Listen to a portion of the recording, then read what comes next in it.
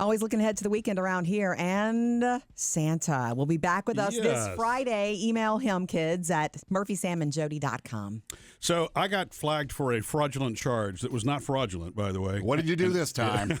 And I understand that, look, this time of the year, everybody's probably going to be a little extra cautious and careful. But I had, Jodi and I had some work done at the house. And so I had to write a check, for some of that work. Now, First, you got to find the checkbook. Yes, that's the whole thing. I don't think I've written a check, in a year, maybe longer than that. I haven't written a check. So I don't even know where the checks are. Wrote the check for, payment, no big deal. A couple of days go by, and the person who did the work called me back and said, "Hey, look, the bank, rejected the check."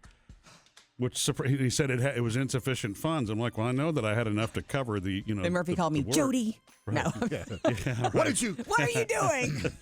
But so I called the bank, and I went online and looked, and I had seen where the check had actually been deposited, and then 24 hours later, it had been refunded back to me. Yeah.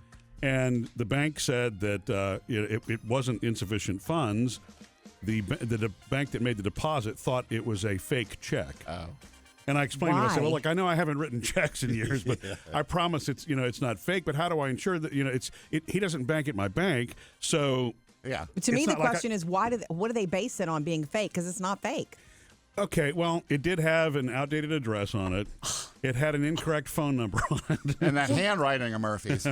Oh, well, good for the bank then. So what I decided to do, he asked me to rewrite another check, no problem. But this time what I did is I actually took a screenshot of my bank statement, and it showed the deposited check, the reversal and all that to prove I am who I say I am. It's like I authorized this check, and I even gave him a letter to go along with it that says, to whom it may concern, I've authorized this payment. This check is good. This is what happened. See the enclosed documentation for this, that, and the other.